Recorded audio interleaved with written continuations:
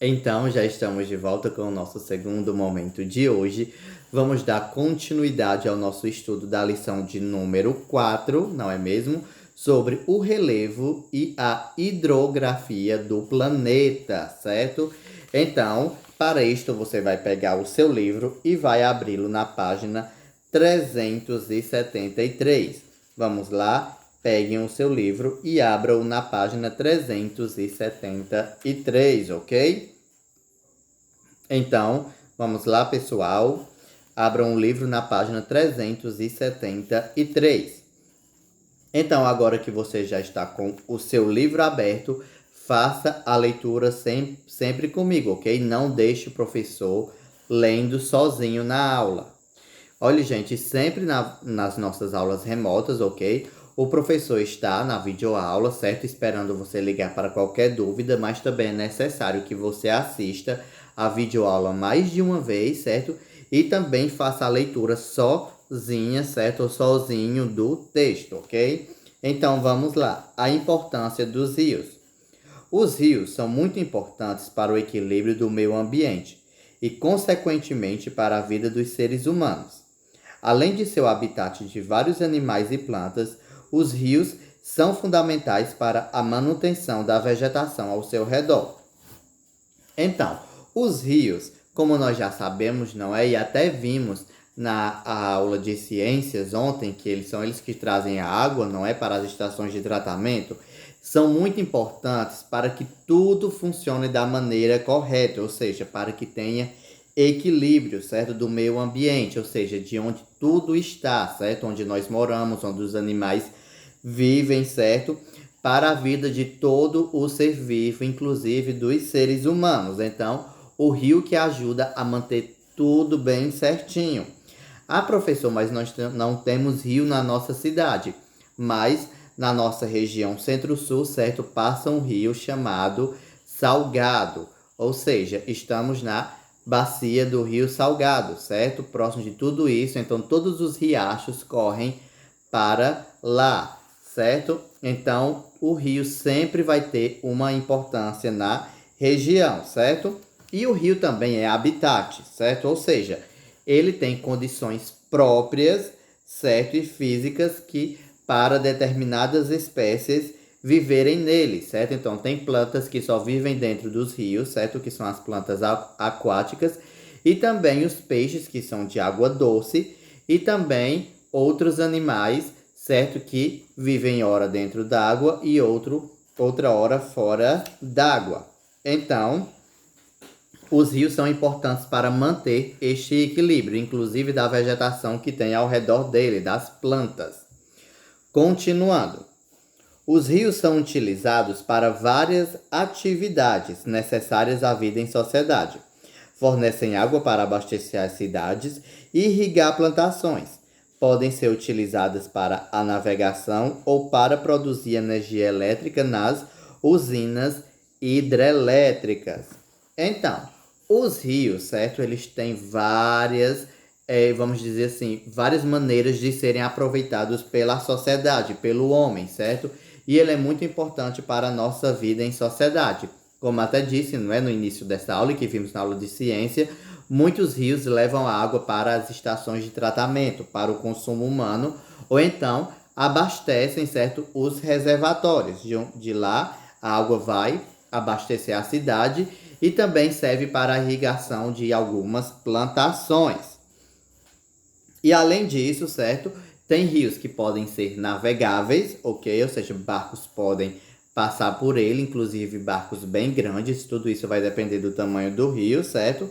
E também serve para produzir energia elétrica, certo? Nas usinas hidrelétricas, ou seja, são barragens bem grandes, mas bem grandonas mesmo, enormes, certo?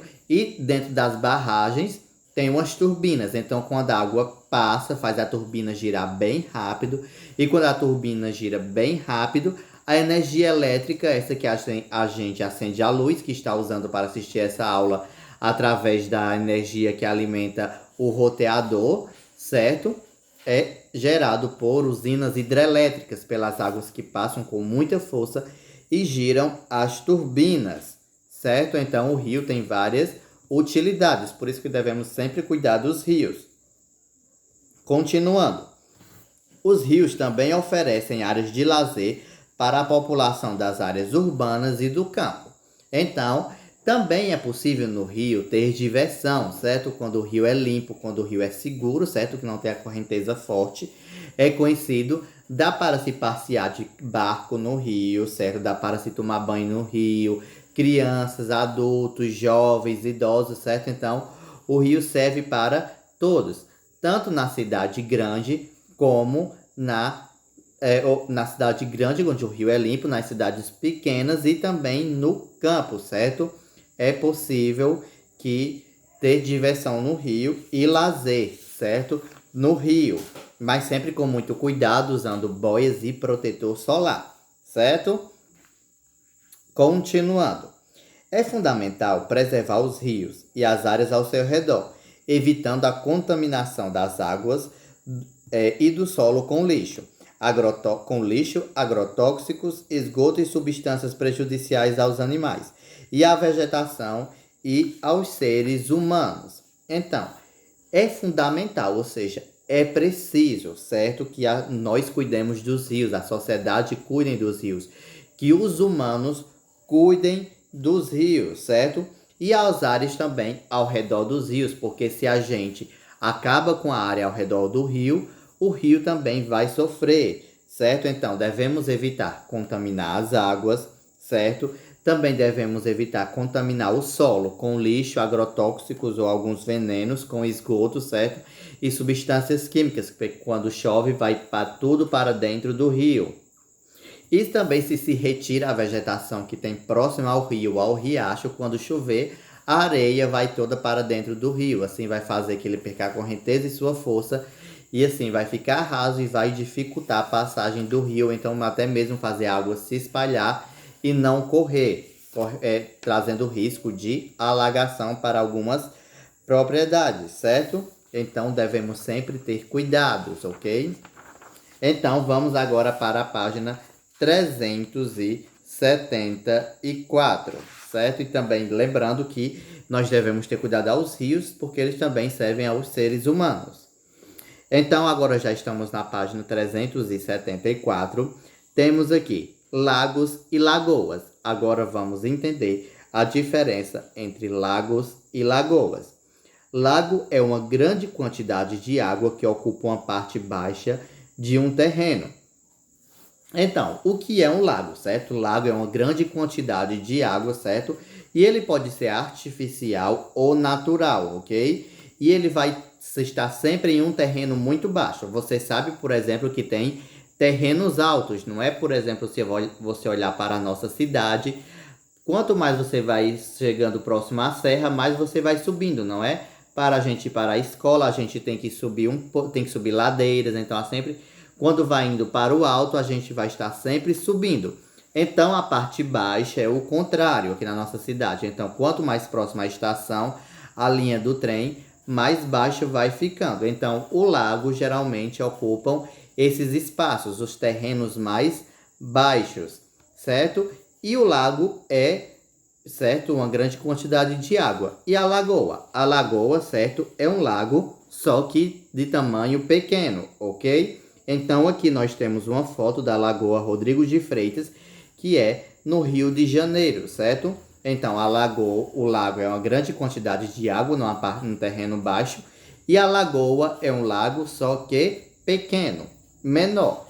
Professor, e as barragens e as represas, certo?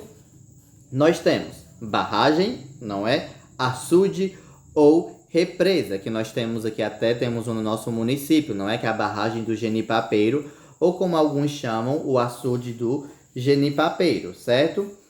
Então, a barragem, açude ou represa é uma barreira artificial, ou seja, foi construída pelos seres humanos para a retenção de grandes quantidades de água. A sua utilização é sobretudo para fornecer água às residências, a produção agrícola ou a produção de energia elétrica. Então, as barragens, açudes e represas são construídos pelo homem, certo? Ou seja, são artificiais, são lagos artificiais, certo? Junto a uma grande quantidade de água. E ele tem duas finalidades na sua maioria, que é levar água para os domicílios, ou seja, para as casas ou para a agricultura, certo? Então, para criações de animais. E ou também, como nas represas, é utilizado para gerar energia elétrica. Então, quando é usado para gerar energia elétrica, a represa é bem grande, certo? A quantidade de água é enorme mesmo, certo? E um dos maiores açudes do mundo, que hoje abastece a cidade de Fortaleza, a capital, ou seja, abastece as casas de Fortaleza, os seres humanos, certo? Em Fortaleza, chama-se o açude do Castanhão. Se você tiver curiosidade, é só botar no Google, certo? Junto com o responsável, fotos do açude Castanhão no Ceará, e você vai ver como ele é enorme, certo? É uma grande quantidade de água utilizada para levar água até as casas, certo? E para o consumo humano, ok? Então, aqui no nosso livro, nós temos uma foto da barragem e usina elétrica de Sobradinho, na Bahia. E essa foto é de 2002. Então, vocês podem observar que a quantidade de água é enorme, não é mesmo? Então, essa foi a nossa aula de geografia de hoje. Espero que você tenha entendido tudo. Se não entendeu, você me liga. Professor, não entendi isso, por favor, me explica. Então, eu vou lá e explico, ok? E como atividade de geografia, eu quero que vocês façam esse exercício da página 374 e página 375. E lembre-se de assistir a videoaula mais de uma vez e de continuar tomando muito cuidado e bebendo bastante água. Então, até amanhã com as nossas próximas aulas. Tchau!